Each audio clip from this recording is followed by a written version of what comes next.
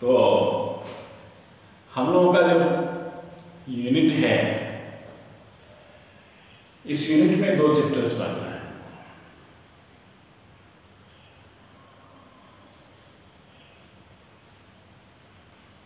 Unit शुरू करने से पहले आप देखिए, एक ग्रेट पर्सनालिटी का फिगर है हर एक यूनिट में। आप बुक में देखे होंगे, एक फेमस साइंटिस्ट होते हैं जो जिनका उस यूनिट से कुछ रिलेशन होता है, कुछ कंट्रीब्यूशन होता है, कुछ डिस्कवरीज उनके होते हैं। तो आप लोग बताइए कि इस यूनिट से के शुरू में किनका फिगर दिया हुआ है, देखिए और बताइए।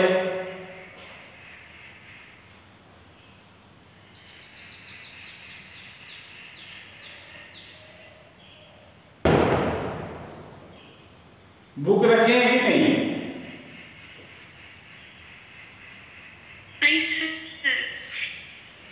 एक साइंटिस्ट का फिगर होगा, उनके बारे में कुछ लिखा होगा, उनका नाम क्या है?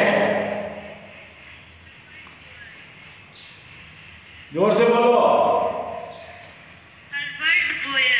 ओके, ठीक है। So before going to the content, our chapter today is biotechnology, principles and processes। क्या है? बायोटेक्नोलॉजी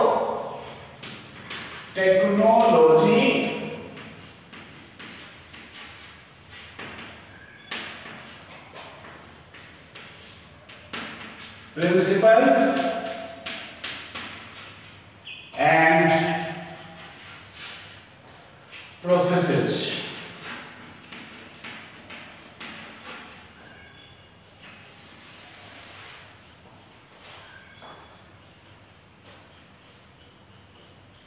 इस चैप्टर में हम प्रिंसिपल्स की बात करेंगे बायोटेक्नोलॉजी का।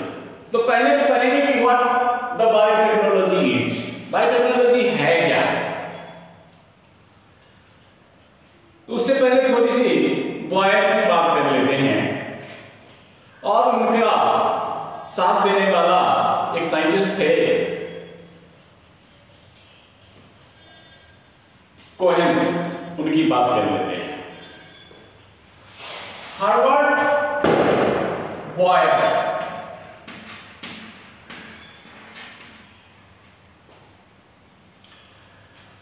And Stanley Cohen, Harvard Boyer and Stanley Cohen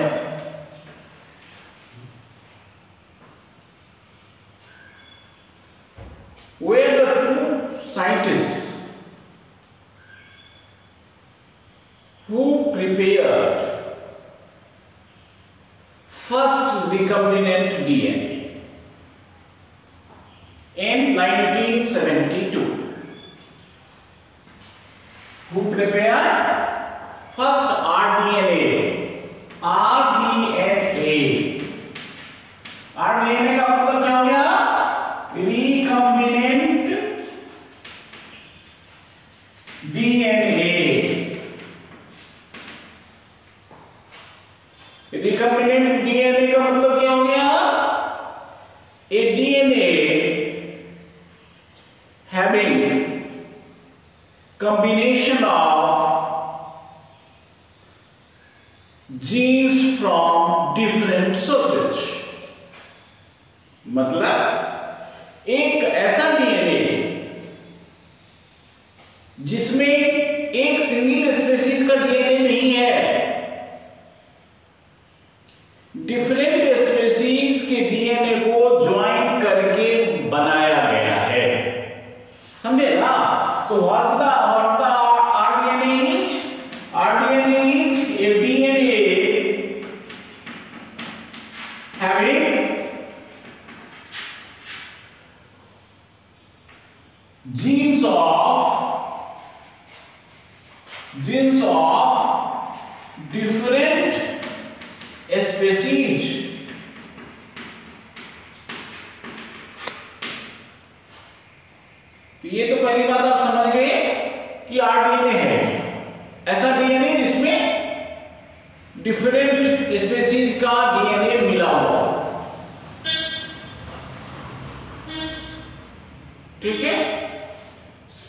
पहले आरडीएनए बनाने वाले कौन थे? ये दोनों, Herbert Boyer and Stanley Cohen.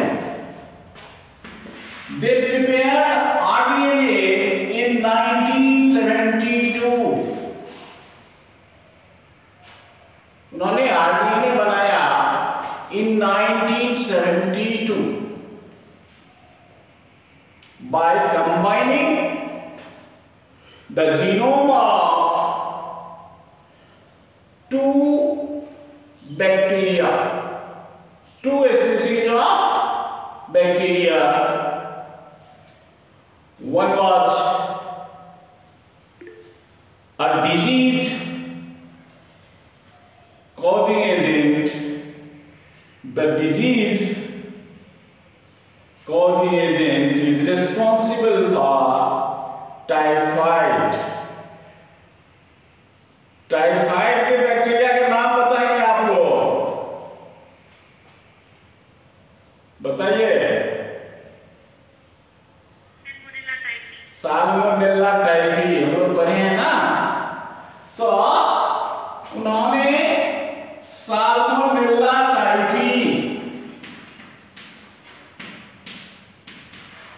Clear, salmonella typhi, और दूसरा बैक्टीरिया जो इसमें इन्वॉल्व है उसका मैं हिंट देता हूं आपको, आप हमको बताएंगे। This is the bacterium commonly used for genetic experiments, the genome of which has 4.6 into 10 raised to power 6 base pairs, जिसके जीनोम में 4.6 into 10 raised to power 6 base pairs है। बताइए कौन सा बैक्टीरिया है वो? सर वो बैक्टीरियोफेज लैम्डा। बैक्टीरियोफेज तो वायरस है, बैक्टीरियो, हाँ बैक्टीरियोफेज बैक्टीरिया नहीं है, बैक्टीरियोफेज वायरस है। हम पूछ रहे हैं उस बैक्टीरिया का नाम बताइए। जैसे हम लोगों के जीनोम में हमारा जो डीएनए है उसमें हैप्लॉइड कंटेंट जो है that is 3.3 into 10 raised to power 9 base pair. हम लोगों के जीनोम में इन ह्यूमन जीनोम, हम लोगों का जो ह्यूमन जीनोम है उसका हैप्लॉइड कंटेंट मतलब gamete, single set of chromosome, उसमें जो बेस पेयर है that is 3.3 into 10 raised to power 9। इतना बेस पेयर हम लोगों के डीएनए में है, हैप्लॉइड कंटेंट। आपको जब पैकिंग ऑफ डीएनए बताए होंगे तो उस समय हम लोग पढ़े होंगे कि हमारा जो क्रोमोसोम है 46 क्रोमोसोम्स है ना, उसकी लंबाई लगभग 2.2 यानी 2.2 मीटर्स है, समझे। जो हमारे न्यूक्लियस के अंदर 23 क्रोमोसोम्स हैं, ठीक है, मेल और फीमेल में केवल एक्स और वाई का अंतर है। तो हैप्लॉइड कंटेंट हमारा यानी गैमेट में इतना बेस पेयर है। तो एक बैक्टीरियम का नाम बताइए आप जिसमें इतना बेस पेयर है डीएनए में, और वह बैक्टीरिया एक्सपेरिमेंट्स में कॉमनली यूज्ड होते हैं। Sir E coli. Very good, that bacterium is E coli, ठीक है, इसेरिचिया कोली। तो एक तो हो गया साल्मोनेला टाइफी और दूसरा हो गया इसेरिचिया कोली, ठीक है, Escherichia coli. Herbert Boyer and Cohen, Boyer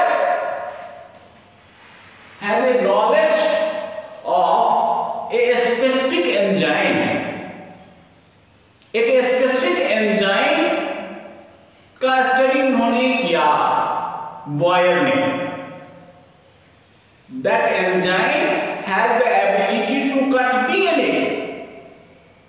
In the case of DNA fingerprinting, means in previous class we have studied DNA is cut with the help of enzyme. ध्यान में आप लोगों को एक एंजाइम है जो डीएनए को कट करने के लिए हम लोग यूज करते हैं, जिसकी चर्चा हम लोगों ने डीएनए फिंगरप्रिंटिंग में की है। कौन सा एंजाइम है वो?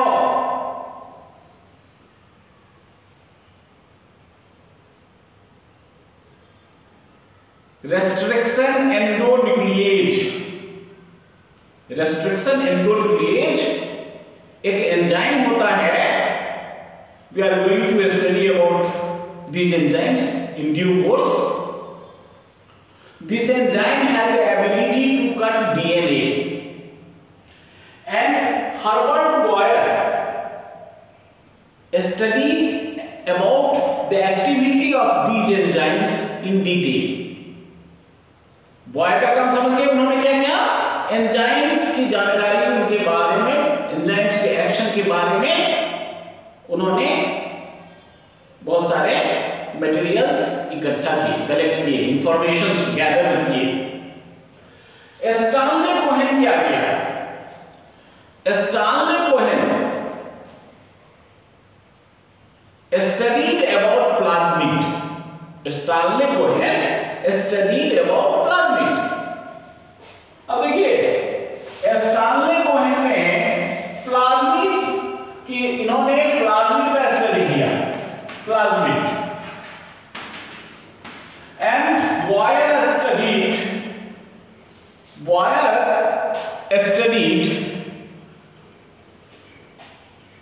About restriction enzymes. Restriction enzymes specifically restriction endonuclease. अब देखो ये एंजाइम डीएनए को काटता है, स्पेसिफिक सीक्वेंस पर काटता है। और प्लाज्मिड क्या है? हम लोग जानते हैं ना, plasmids are extra nuclear self replicating circular DNA present in prokaryotes, present in bacterial cells. Plasmid क्या है समझे? Plasmids are extra nuclear. आपको पूछेगा कि प्लाज्मिड क्या है, कहेंगे plasmids are extra nuclear circular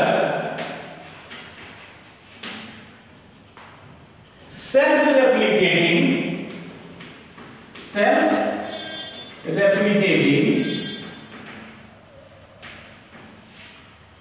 DNA present in bacterial cells. Bacterial cells.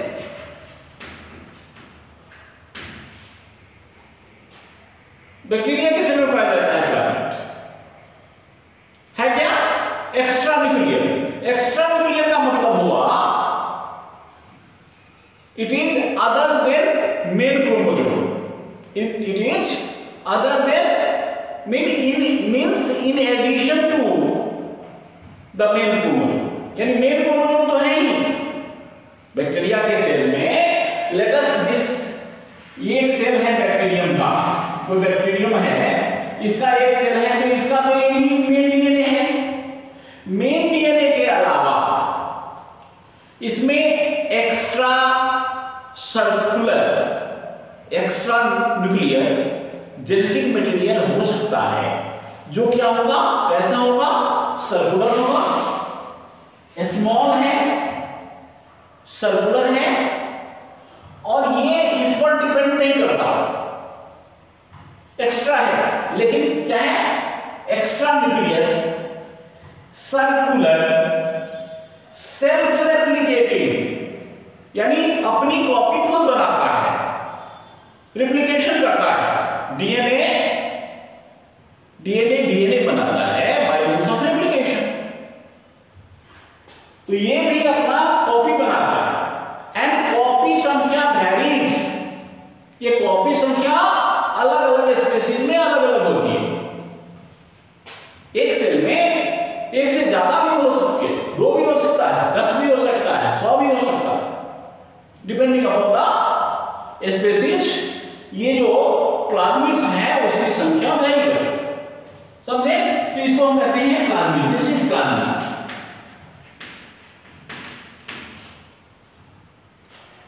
Cohen studied about plasmid. Boyle studied about restriction, endonuclease.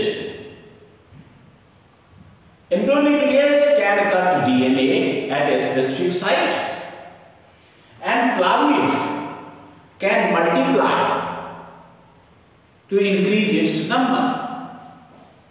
Okay?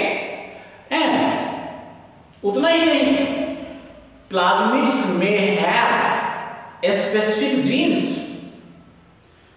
Plasmids पर कुछ स्पेसिफिक जीन्स होते हैं। उसमें से एक जीन होता है एंटीबायोटिक रेसिस्टेंट जीन, समझ रहे ना? तो प्लाज्मिड पर क्या पाया जा सकता है? ये जो प्लाज्मिड है इसमें क्या हो सकता है? दिस प्लाज्मिड में है antibiotic resistant gene. Antibiotic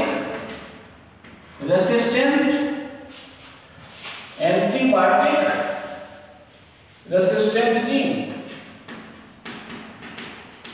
antibiotic resistance, समझे ना? इस प्लाज्मिड्स में कुछ जीन्स होते हैं, स्पेसिफिक जीन्स होते हैं। उसमें से कुछ जीन्स ऐसे होते हैं जिसके कारण बैक्टीरिया जो होता है वह एंटीबायोटिक रेसिस्टेंट होता है। कुछ एंटीबायोटिक्स हम डालेंगे ना तो अलग अलग बैक्टीरिया अलग अलग एंटीबायोटिक को बर्दाश्त कर सकता है, उसका इफेक्ट इस पर नहीं पड़ेगा। इसका मतलब वो बैक्टीरिया जो है वह रेसिस्टेंट है उस एंटीबायोटिक के अगेंस्ट। प्लाज्मिड क्या है आप समझ गए? रेस्ट्रिक्शन एंजाइम क्या है आप समझ गए? ये रेस्ट्रिक्शन एंजाइम क्या है? तो रेस्ट्रिक्शन एंजाइम है ऐसा एंजाइम जो डीएनए को काटता है, डीएनए को काटता है और स्पेसिफिक साइट पर काटता है, समझे? उसकी स्टडी किसने की? बॉयल की। अब दोनों मिल गए, both of them worked together, दोनों ने क्या किया? काम किया साथ।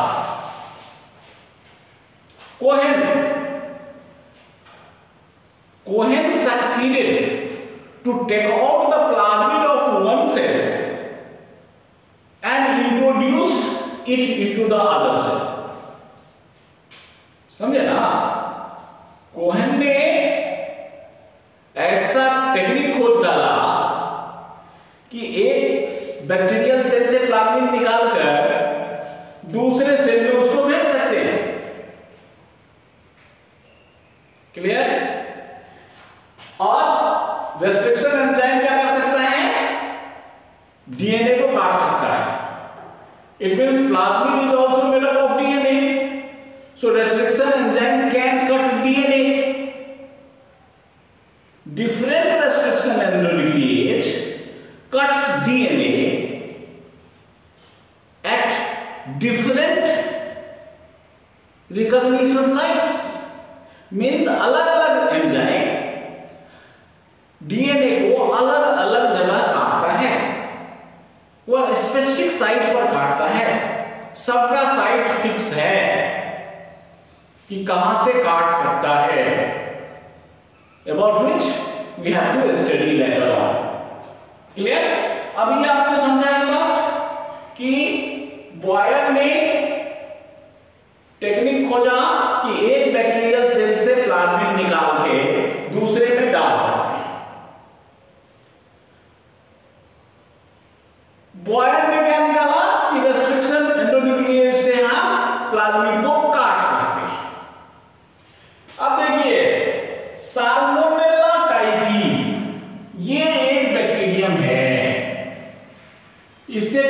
डिवाइड होता है, आपको पता है। इसमें प्लेन डीएनए है and this is plasmid. This plasmid, इस प्लाज्मिड के पास एक जीन है, एंटीबायोटिक रेसिस्टेंट जीन। कौन सा जीन है इसके पास? It has antibiotic resistant gene. Antibiotic resistant gene है, समझ जाएंगे आप? Antibiotic resistant gene. इस प्लाज्मिड को बाहर कर सकते हैं आप। This plasmid can be taken out. This plasmid can be taken out. And this gene, ये जो restriction एंजाइम की मदद से इस जीन को हम काट सकते हैं। इस जीन को, एंटीबायोटिक रेसिस्टेंट जीन को, तो काटेंगे तो क्या हो जाएगा? इसकी ये देखो, ये प्लाज्मिड कट गया और ये तो हो गया, क्या हो गया? ये एंटीबायोटिक रेसिस्टेंट जीन ये हो गया, हमको मिल गया। So plasmid can be taken out. Restriction genes can be separated after cutting with restriction endonuclease. Restriction endonuclease से काटकर हम इसको अलग कर लेंगे। restriction endonuclease की मदद से हम एंटीबायोटिक रेसिस्टेंट जीन को काट दिए। तो ये किसका प्लाज्मिड है? ये तो साल्मोनेला टाइफी का प्लाज्मिड है ना। तो उससे क्या ले लिया उन्होंने? एंटीबायोटिक रेसिस्टेंट जीन ले लिया, उसके प्लाज्मिड को काट करके। राइट? हम लोग पढ़े हैं, जीन को हम अलग कर सकते हैं, डीएनए के टुकड़े को हम अलग कर सकते हैं बाय जेल इलेक्ट्रोफोरेसिस। ठीक है? अब देखो, उन्होंने दूसरा कौन सा काम किया? दूसरा काम किया, ई कोलाई लिया। ई कोलाई लिया, दो बैक्टीरिया लिया था। ई कोलाई में भी क्या है? प्लाज्मिड है। ई कोलाई में भी प्लाज्मिड है। इस प्लाज्मिड को बाहर टेकन आउट, इस प्लाज्मिड को बाहर कर दिया। इस प्लाज्मिड को उसी एंजाइम से काटा। That enzyme was used to cut plasmid of Salmonella typhi. समझे ना? इसके प्लाज्मिड को भी काट दिया। काटने के लिए जो एंजाइम यूज किया उन्होंने, जो रेस्ट्रिक्शन एंजाइम यूज किया यहां पर, वही रेस्ट्रिक्शन एंजाइम यहां भी यूज किया। सेम रेस्ट्रिक्शन एंजाइम, क्योंकि आपको अभी मैं बताया था कि रेस्ट्रिक्शन एंजाइम स्पेसिफिक होता है। तो जिस तरह का कट यहां करेगा उसी तरह का कट यहां भी करेगा। तो यहां भी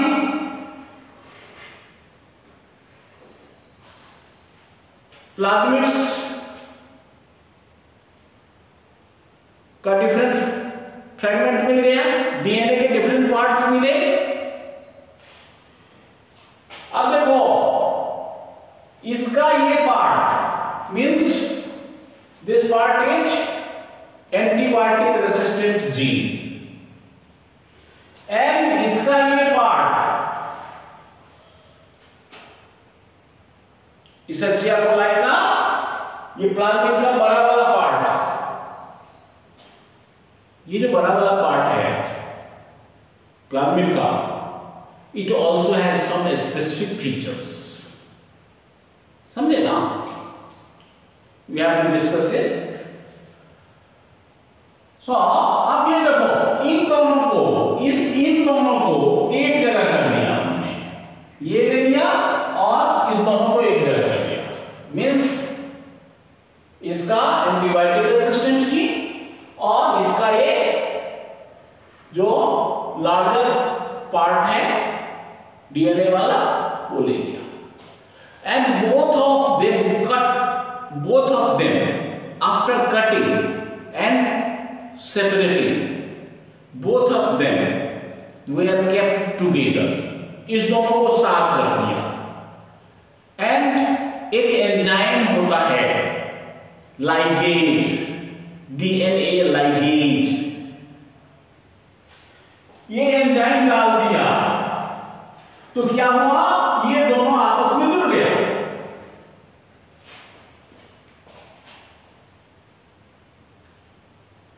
इफ दीज टू पीसेज, इन दोनों को, इसमें से इसका कोई काम नहीं है, इसको हटा देते हैं, और इसमें इसका कोई काम नहीं है, इसको हटा देते हैं। If these two parts of the different DNA, this DNA is from Salmonella typhi and this DNA is from Escherichia coli, if both the DNAs are kept together and एक एंजाइम डाल दिया, इसमें कौन सा enzyme, ligase. Ligase has the ability to join DNA fragments. Ligase जो है, it acts as molecular glue. इस तरह हम लोग को कोई टूटे हुए पार्ट को जोड़ना होता है तो हम लोग फेविक्विक यूज करते हैं, कोई फेविकॉल यूज करता है, कोई गम यूज करता है। Similarly, here the two different DNA segments have been joined together, and this DNA, अब ये देखो आप, ये भी एक प्लाज्मिड ही बना, लेकिन इस प्लाज्मिड में क्या है, some part is of E. coli and some part is of S. typhi. So this DNA is a product of combination of DNA from two sources.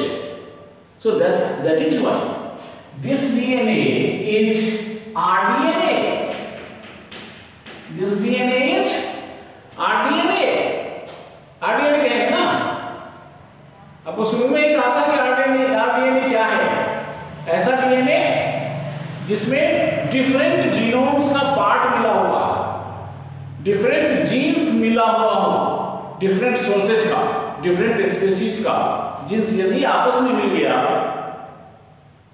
ठीक है, एक डीएनए बना, न्यू डीएनए होगा, उसको कहेंगे आरडीएनए। ना इस आरडीएनए में देखो, इस आरडीएनए, ये जो आरडीएनए है, इसमें एक नया गुण आ गया, नई प्रॉपर्टी आ गई, ठीक है, क्योंकि ये जो है, ये तो नोवेल हो गया ना बेटा, ये जो हमारा आरडीएनए है, this RDNA has some parts of E. coli and some parts of S. typhi, दोनों के प्लाज्मिड से बना हुआ है। एंड ये जो आरडीएनए है, अब E. coli में तो एंटीबायोटिक रेसिस्टेंट जीन नहीं था ये वाला। Now this RDNA is sent into E. coli bacteria.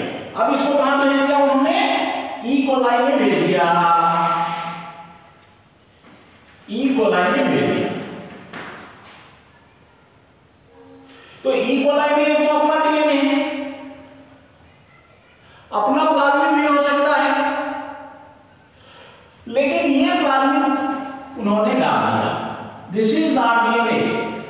ये कौन सा प्लाज्मिड है, आरडीएनए।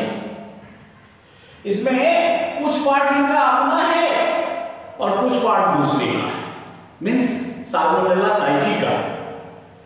तो Escherichia coli has got antibiotic resistant gene that was present in Salmonella typhi. So new cell of Escherichia coli was produced. समझे ना? तो ये जो ऑर्गेनिज्म है, ये जो Escherichia coli है,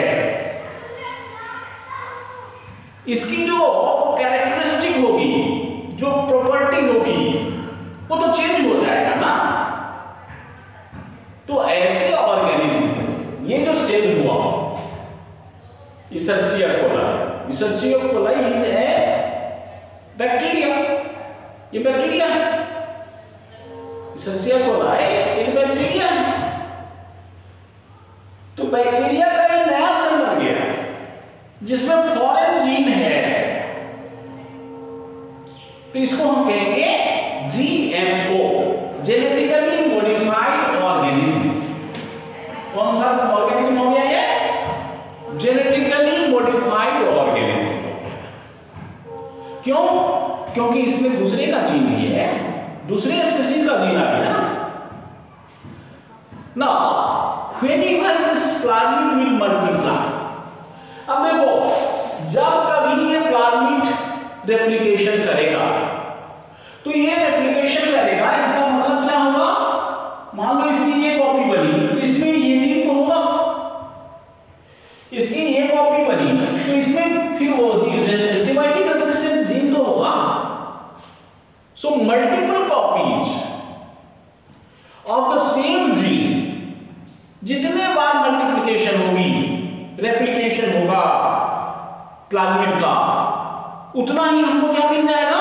एंटीबायोटिक रेसिस्टेंट जीन की कॉपी मिल जाएगी। समझे ना?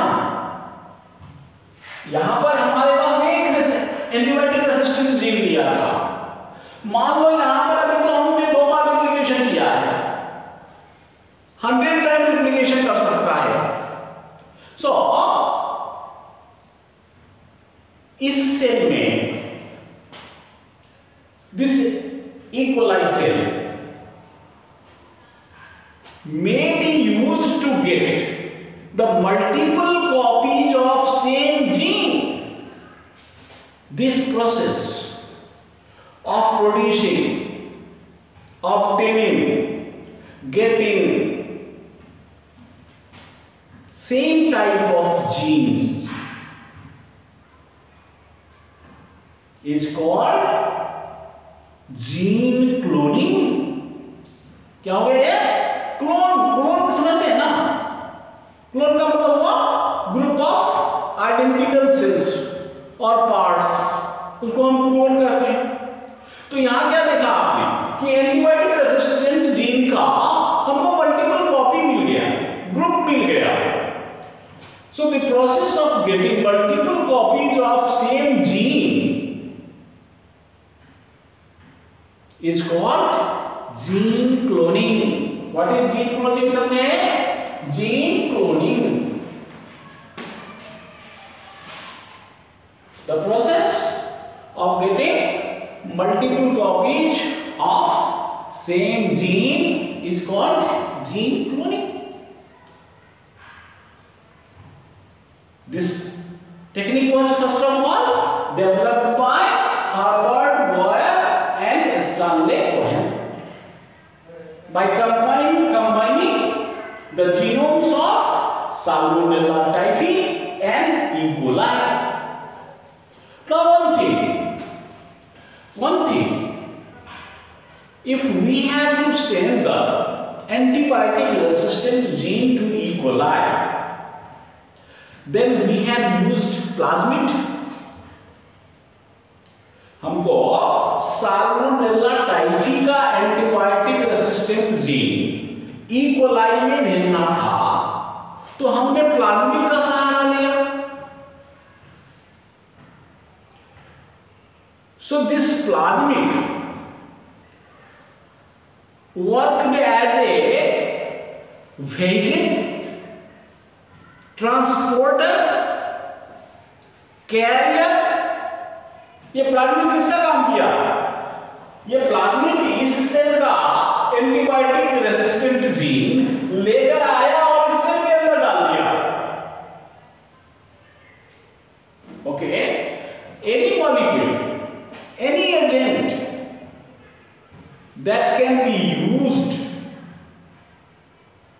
to transfer a gene from one species to other species to other compatible host is called cloning factor. Gene cloning समझे?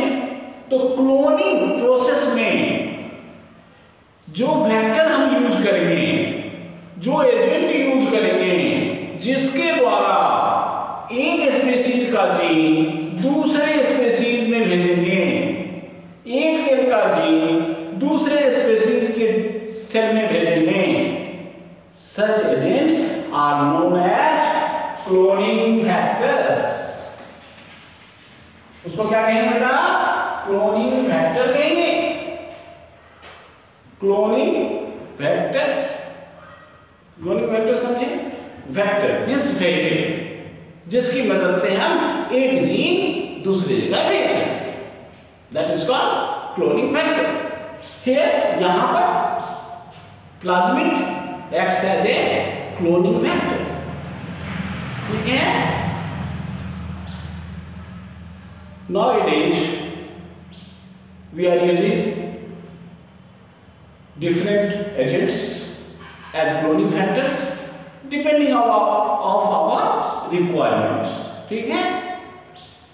So what is the contribution of Boyer and Cohen is now clear, and what they required for the process. क्या क्या उन्होंने use किया आपने देखा? Restriction enzyme use किया, cloning factor use किया यानी प्लाज्मिड यूज किया, लाइगेज का यूज हुआ है,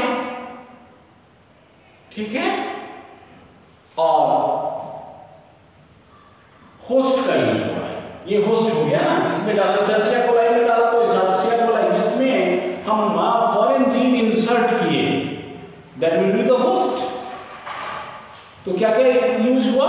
restriction enzymes, cloning factors and suitable host. These are the three tools of biotechnology. These are the three tools required for biotechnology. ठीक है? अभी आपको 2 मिनट हम लोग डिस्कशन करेंगे and then we have to proceed for next topic.